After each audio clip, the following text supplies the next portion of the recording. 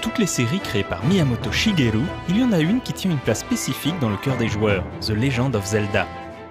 Quête initiatique dans l'univers médiéval fantastique d'Hyrule menacé par les forces du mal, les Zelda font partie des joyaux intemporels du jeu vidéo. Voici la première partie de la Triforce de Retro & Magic.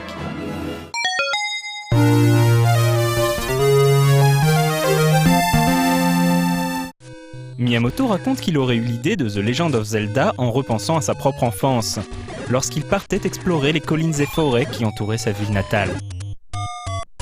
Lorsque le jeu sort en 1986, il fait sensation. Jamais on n'avait alors connu un gameplay mêlant aussi ingénieusement aventure et RPG. De l'aventure, Zelda reprend le principe de trouver des objets à devoir réutiliser au bon moment pour progresser.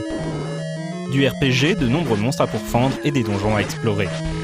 Ce mélange n'est pas non plus totalement inédit, on en retrouve les prémices dans un titre sorti presque 10 ans plus tôt sur Atari 2600, Adventure. The Legend of Zelda raconte la quête d'un jeune héros nommé Link. Le maléfique monstre Ganon a enlevé la princesse Zelda pour obtenir la Triforce sacrée.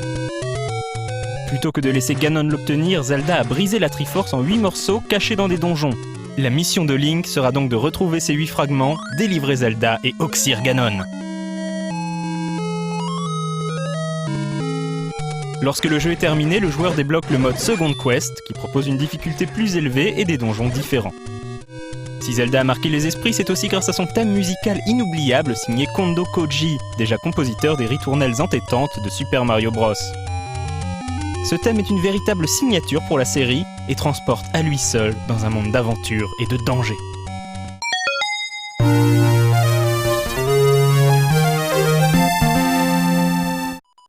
Zelda 2 est un bien étrange épisode dans la série.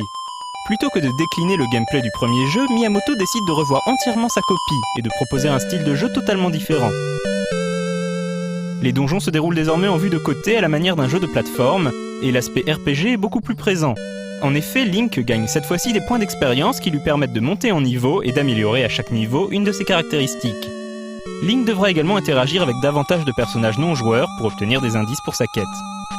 Notoirement plus corsé que son prédécesseur, Zelda 2 en est la suite directe. 6 ans se sont écoulés depuis la défaite de Ganon. Un beau jour, Link voit apparaître le symbole de la Triforce sur le dos de sa main. Ce stigmate démontre qu'il est lui-même le détenteur de la Triforce du Courage, l'une des 3 parties de l'artefact. Sa mission sera de trouver un moyen de réveiller une princesse Zelda des temps jadis, plongée dans un sommeil éternel depuis des siècles. Mais Link doit aussi prendre garde aux pièges tendus par les acolytes de Ganon. En effet, ceux-ci ont besoin du sang du héros au bonnet vert pour ramener leur diabolique maître à la vie.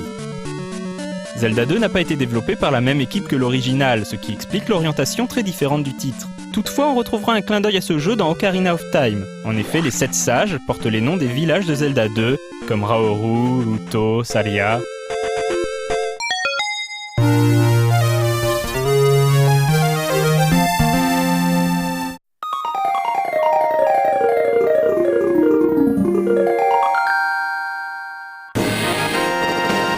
Considéré par les fans comme le meilleur épisode de la série, A Link to the Past est certainement l'épisode qui aura su transcender le gameplay instauré dans le premier épisode pour proposer une aventure véritablement magique et inoubliable.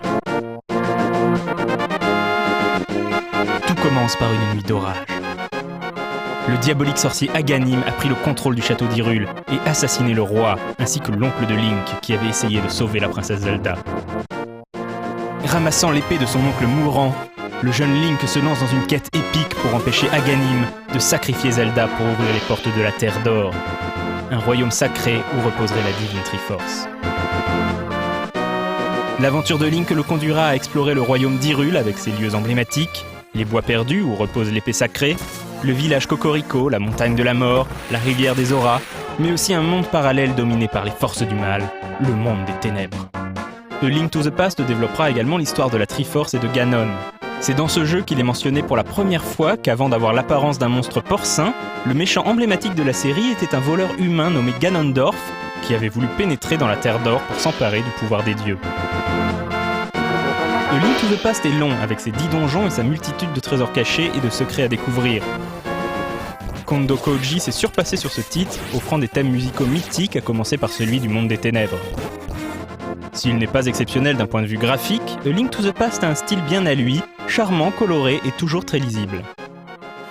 Il reste, 18 ans après sa sortie, l'un des tout meilleurs jeux d'aventure jamais créés.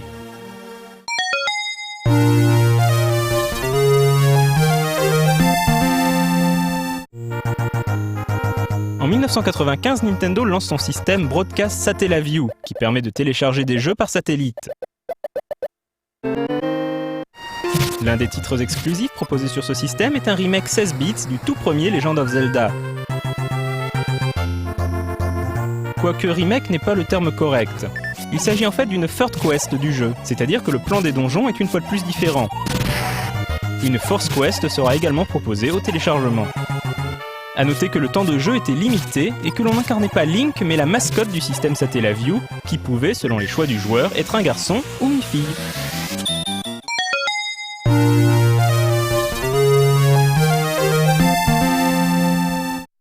Deux ans plus tard, Nintendo propose à nouveau un jeu Zelda sur Satellaview.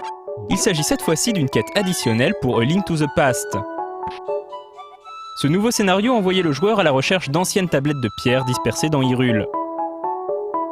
L'aventure était découpée en 4 épisodes, publiés au rythme d'un par semaine.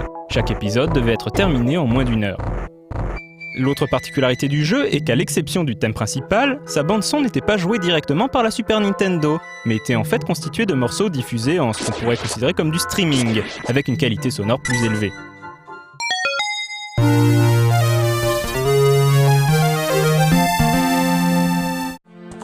Si pour beaucoup les plus belles pages de la légende de Zelda furent écrites à l'ère 16 bits, la série avait encore plus d'un atout dans sa manche, comme nous le verrons très prochainement.